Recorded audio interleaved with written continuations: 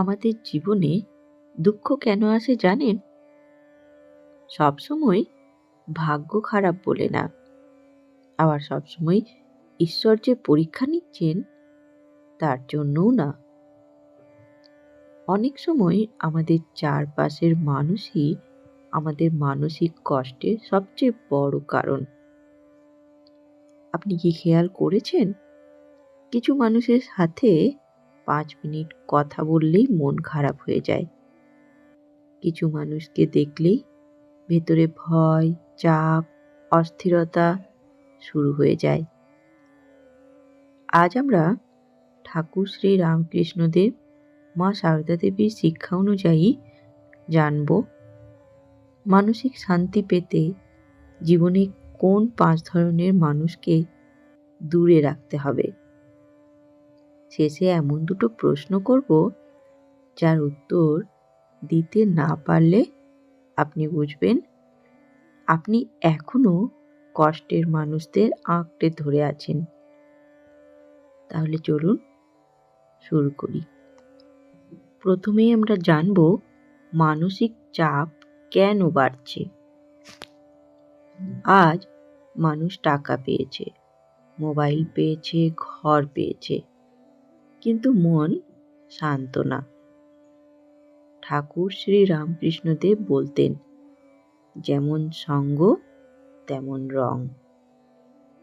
মানে যার সঙ্গে মিশবেন তার স্বভাব আপনার মনে ঢুকে যাবে। শ্রী শ্রী মা সারদা দেবী বলতেন, সৎসঙ্গ করো, মন ভালো থাকবে। তাহলে বুঝুন, মন খারাপের মূল কারণ অনেক সময় পরিবেশ নয়, মানুষ। এবার এক এক করে দেখি এই 5 জন কারা। প্রথম, সব সময় নেতিবাচক কথা বলা মানুষ। এই মানুষদের একটা কাজ, সব কিছুর খারাপ দিক দেখা। আপনি বললেন, আমি নতুন কিছু শুরু করব। ওরা বলবে, হবে না, তুই পারবি না। ঠাকুর শ্রী রামকৃষ্ণদেব বলতেন, দুষ্টের কাছে বেশি চেও না, মন কলুষিত হবে। তিনি উদাহরণ দিয়ে বুঝিয়েছিলেন, পচা মাছের ঝুড়ির পাশে থাকলে গায়ে গন্ধ লাগবেই। এই মানুষরা আপনার আত্মবিশ্বাস খেয়ে ফেলে। কিন্তু 3 নম্বর মানুষ আরো ভয়ঙ্কর। কিন্তু তার আগে আমরা জেনে নিই নম্বর 2, সবসময় নিন্দা করা মানুষ। শ্রী শ্রী মা সারদা দেবী বলেছিলেন, কারোর দোষ দেখো না, নিজের দোষ দেখো। যে মানুষ সবসময় অন্যের দোষ নিয়ে পড়ে থাকে সে কখনো শান্ত হতে পারে না, আর তার সঙ্গেও কেউ শান্ত থাকতে পারে না। ঠাকুর শ্রী রামকৃষ্ণদেব বলতেন, যে অন্যের দোষ দেখে তার নিজের মনই অশান্ত। এরা আপনার মনও বিষ ঢুকিয়ে দেয়, আর তার ফলে আপনিও ধীরে ধীরে নিন্দুক হয়ে যান। চলুন এবার আসি সেই 3 নম্বর মানুষকে চেনা। আপনাকে ভয় দেখিয়ে নিয়ন্ত্রণ করে এমন মানুষ। এই মানুষ বলে, আমার কথা না শুনলে তোর সর্বনাশ হবে, আমাকে ছাড়া তুই কিছুই না।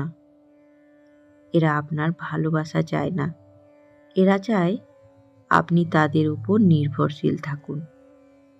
ঠাকুর শ্রী রামকৃষ্ণদেব বলতেন, ভয়ই বন্ধন। যেখানে ভয় আছে সেখানে ভক্তি বা ভালোবাসা নেই। কিন্তু এখন যে মানুষটার কথা বলবো সে আপনার আধ্যাত্মিক শক্তি পর্যন্ত নষ্ট করে দিতে পারে।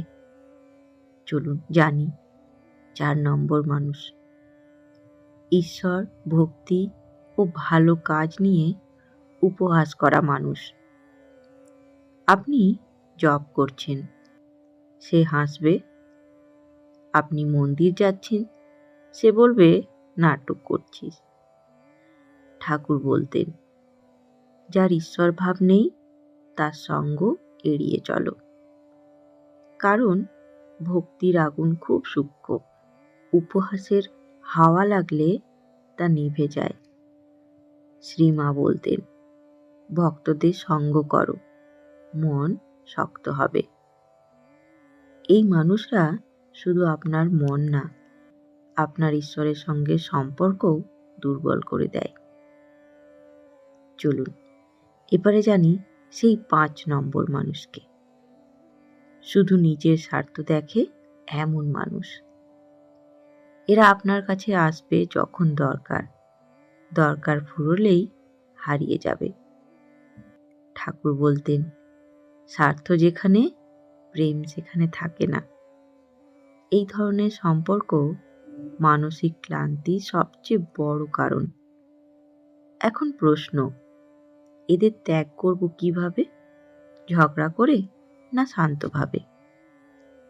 চলুন তাহলে জানি তাদের বাদ দেওয়ার আধ্যাত্মিক পদ্ধতি।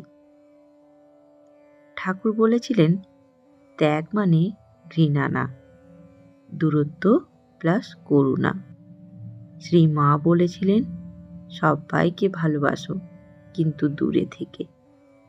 মানে মনে রাগ রাখবেন না, কিন্তু নিজের মন বাঁচাতে সীমা টানুন। এবার চলুন জানি কিছু মানসিক শান্তির সূত্র। সৎসঙ্গ, ঈশ্বরের নাম, কম মিশুন, গভীর মিশুন, নিন্দা এড়িয়ে চলুন। ঠাকুর বলতেন, ঈশ্বরের নাম নিলে মন পরিষ্কার হয়। আপনি ভাবছেন আপনার সমস্যা টাকা?